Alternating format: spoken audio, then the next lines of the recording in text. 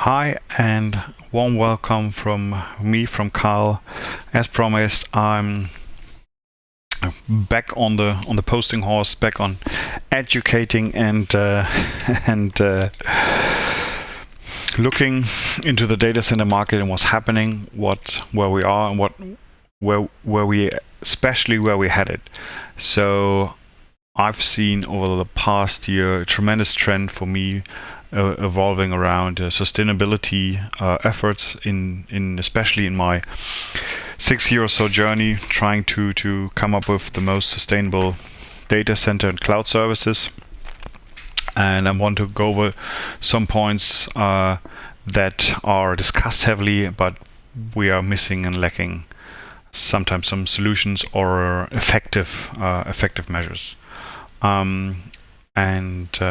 Let's jump into it. So the big elephant in the room, what is really being addressed right now, and what is worked on but is recognized but not completely understood in its entirety, is that the core emissions that we face as companies are in the scope 3 supply chain, in the things you purchase, in the things you your employees commuting. But as you can see here, this is the Facebook reporting on the scope emissions, that a majority of CO2 for them is emitted in purchased goods and services and in capital goods. Facebook obviously is a huge server consumer and deployer of server-based services. So you really have to think how to reduce this. Only very minor part, 5% or so, of their total CO2 emissions is from energy, which is, especially in Germany, we're talking all about trying to get our energy more green or more sustainable, whereas the big issue is revolving about just as everything else. So the discussion revolves on trying to be more efficient, but that will be not enough. We need solutions and products that are massively reducing the embedded carbon in the supply chain. I put up a small slide. Just let me move over here so you can see better. My take on this is that we'll need to reduce massively our dependence on concrete and steel products. Concrete alone is accumulated for 7% of all CO2 emissions, especially obviously all revolving all around in buildings. Engineering wood has a much lower density in terms of CO2 equivalents. So solutions and products moving toward a more sustainable core material like wood or bamboo is preferred and should be used accordingly.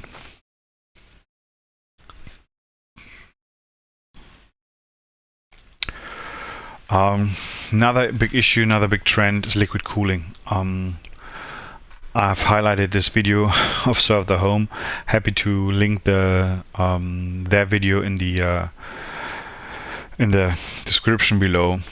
The big issue, and we're really at a tipping point from 2021 to 2022, is whereas the chipsets, CPUs and GPUs, are getting so energy hungry and so large in terms of square millimeters, that an effective air cooling is not possible anymore.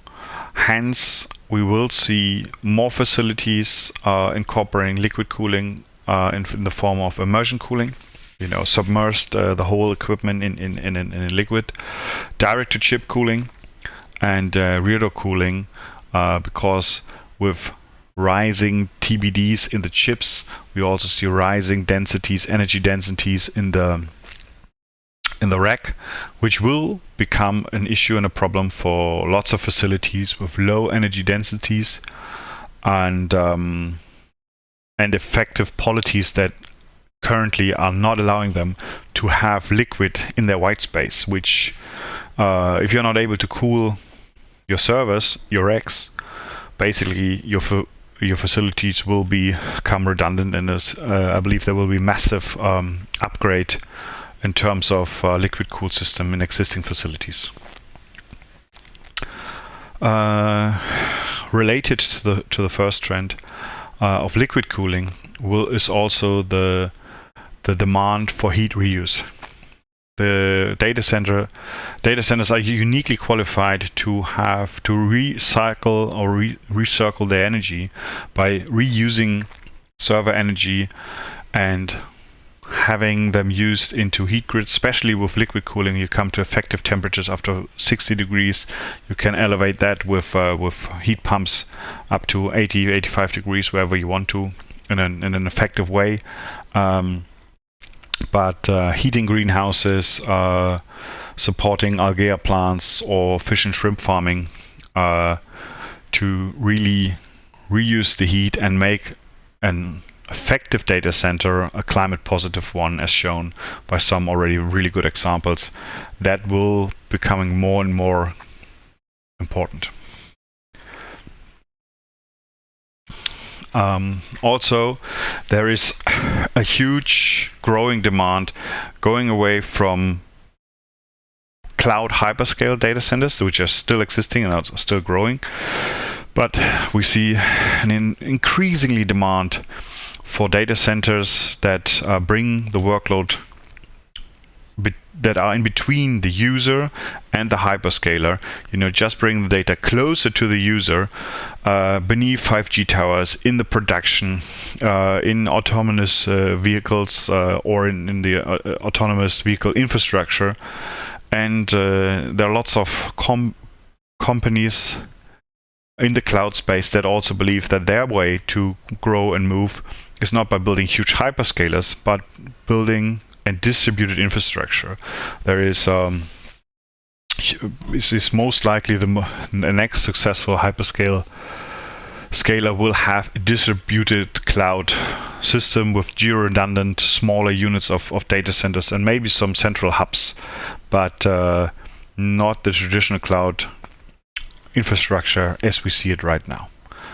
So, putting this all together, I believe we have to think about the following things. How to reduce the emissions. We need solutions and products. In the coming week, I will present some of those initiatives.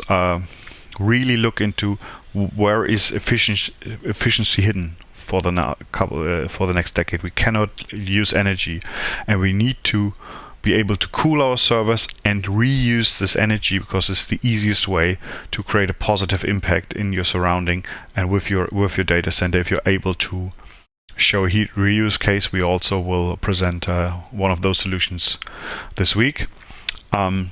And think about your workload. Does it have to be in a centralized data center, or do you need it close at your production or in your use case? So edge data centers will be coming more and more increasingly.